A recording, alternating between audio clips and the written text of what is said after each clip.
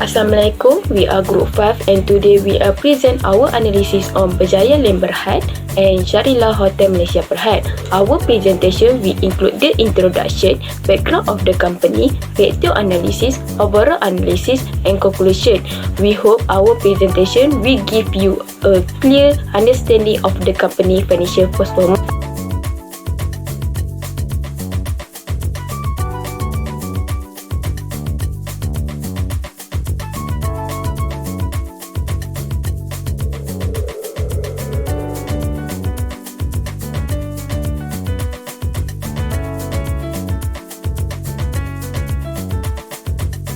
Hi, my name is NURAMIRAH IBRAHIM. My measure number is HFT20303. Today, I will explain my part with each introduction of Berjaya Land Berhad. Berjaya Land Berhad plays an important role in Malaysia tourism and leisure industry. As part of the Berjaya Corporate Group, the company combines strong local knowledge with international exposure, which helps support long-term growth and financial stability. Berjaya Land Berhad operates across several areas including hospitality, tourism, leisure and property. This diversified approach helps reduce risk and strengthen its overall performance. The company also has a strong presence in both domestic and international market. Besides that, Berjaya Land Berhad contributes to Malaysia tourism ecosystem by creating job opportunity and supporting local business with effective asset and cost management. The company also is able to operate efficiently and remain sustainable in the long run. Today, I will explain my part, which is introduction of Shangri-La Hotel Malaysia Berhad. Shangri-La Hotel Malaysia Berhad is one of the leading luxury hotel operator in Malaysia and is part of the well-known Shangri-La Group. The company is especially known for its strong focus on service quality and guest experience. It operates luxury hotel and resort in major city and popular resort destination. Backed up by a strong international brand reputation, Shangri-La offer various services like accommodation, food and beverages, spa facility, event and wellness service. Lastly, the company serves different types of customer, from business traveler to leisure tourists. By focus on service excellence, staff training, and long-term investment, Shangri-La ensure consistent quality and long-term business resilience. That's all for me. Thank you.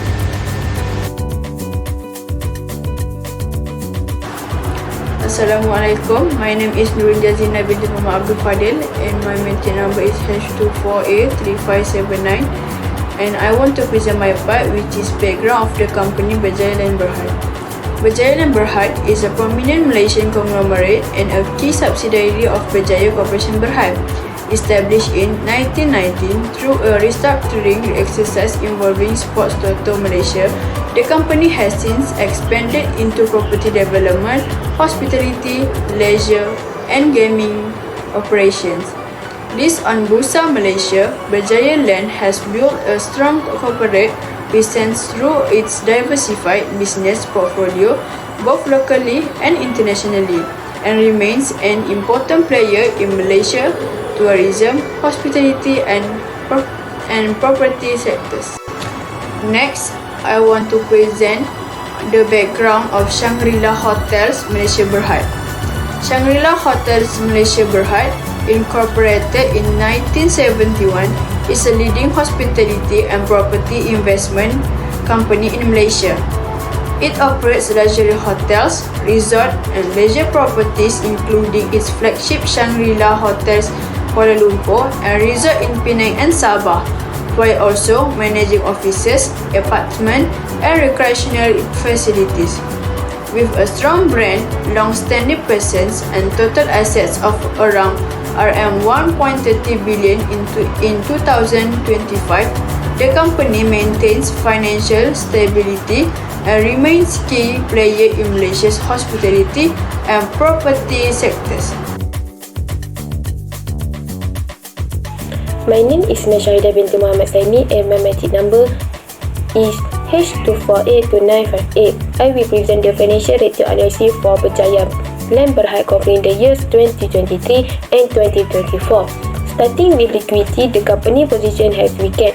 The credit ratio dropped from 1.45 to 1.33. The credit ratio saw a major decline from 1.45 to negative 0.32. However, the net working capital decreased from 294,519 to 189,833. Net for efficiency ratio. The company show faster asset management. The increase from 0.04C to 1.40 times. A very positive highlight is the average collection period, which improved from 1,352 days down to 86.90 days. Moving to solvency ratio, the company that has increased to the debt to equity ratio from 0.08 to 0.11. Also, the debt to asset ratio went up from 0.44 to 0.61. This index that the company is using more debt to fund its operation. Looking at profitability ratio, there was a sharp decline. The net profit margin fell from 28.84% to negative 229.72%.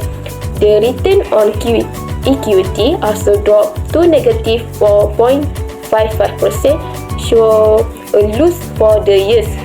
Finally, for market ratio, the earning per share or EPS is still the negative range.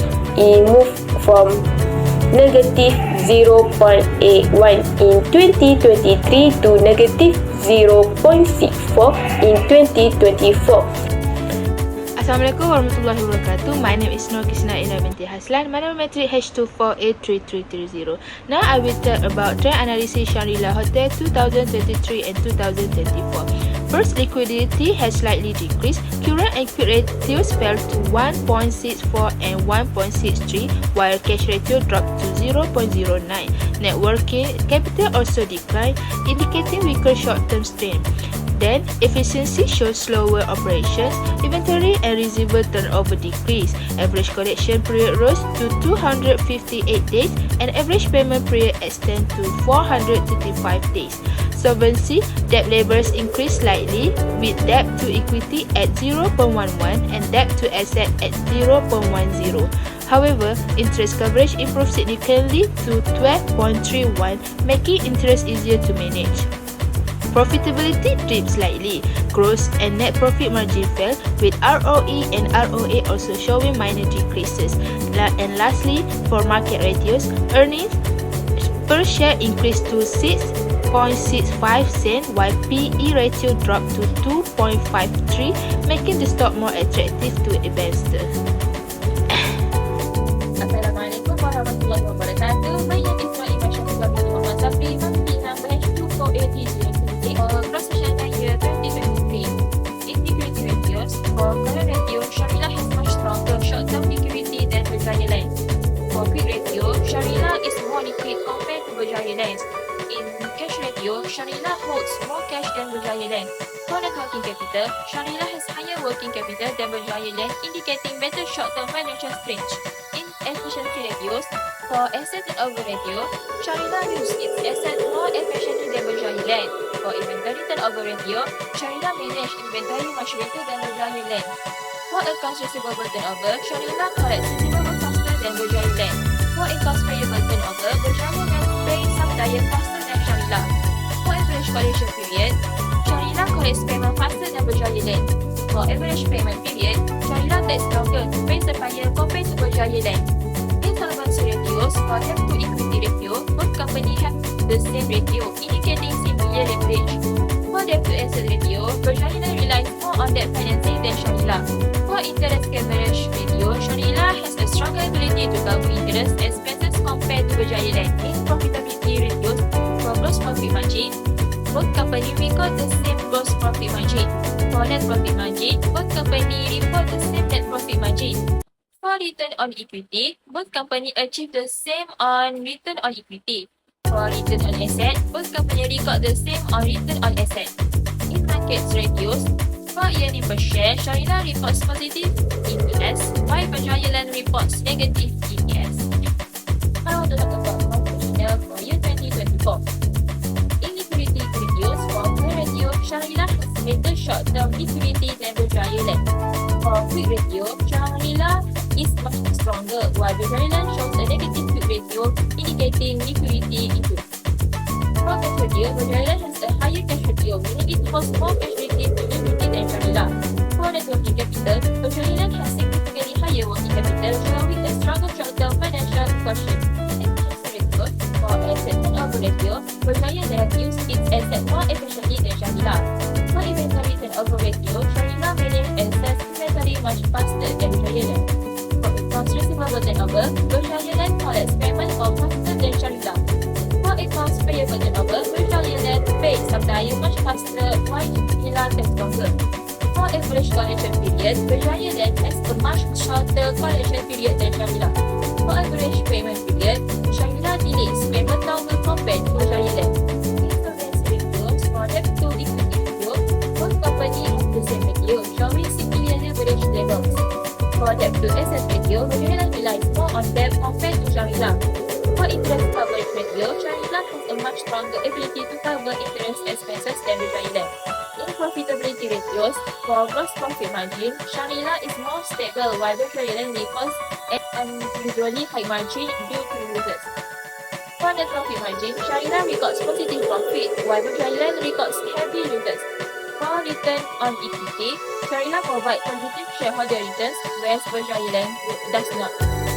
For returns on asset, Shangri-La uses assets more profitability than Berjaya Land. For earnings per share, Shangri-La reports positive EPS, while Berjaya Land records negative EPS. Assalamualaikum, my name is AFIAH HAZIMAH binti AHMAD and my metric number is HFT20303. I would like to present about trend analysis in overall analysis. Based on the analysis, Berjaya and Berhad experienced a declining trend in liquidity, profitability and solvency, particularly in 2024 when the company recorded losses and a negative quick ratio. Although there were some improvements in efficiency ratio, these were not sufficient to strengthen its overall financial position. In contrast, Shangri-La Hotel Berhad maintained stable liquidity and consistent profitability over both years, indicating stronger and more effective financial management. Assalamualaikum. My name is KHAIRUNISA binti SHARID. My matrix number H24A3758 and I would like to present about cross-sectional analysis in overall analysis. The cross-sectional analysis shows that Shangri-La Hotels Malaysia Berhad outperform Berjaya and Berhad in most financial areas, including liquidity, efficiency, solvency, and profitability.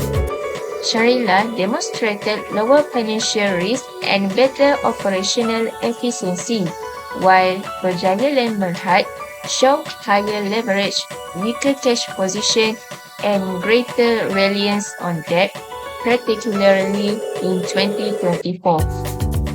Conclusion: overall, Shangri-La Hotel Berhad is the more financially stable and stronger company over the 2-year period.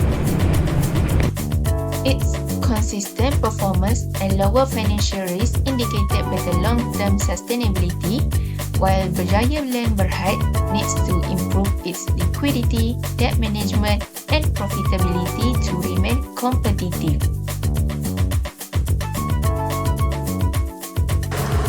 Assalamualaikum and hi, my name is NURSUFIA binti Muhammad.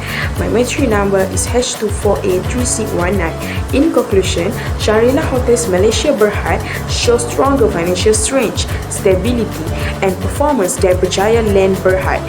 Trend and cross-sectional analysis indicate Shangri-La maintains healthy liquidity, consistent profitability and low financial risk. Berjaya Land experienced declining liquidity, rising debt levels, and a shift from profit 2023 to significant loss 2024. Shangri-La outperformed Berjaya Land in liquidity, efficiency, and profitability across both years. Overall, Shangri-La is financially more stable, but while Berjaya Land must improve liquidity management, cost control and reduce reliance on debt. Thank you.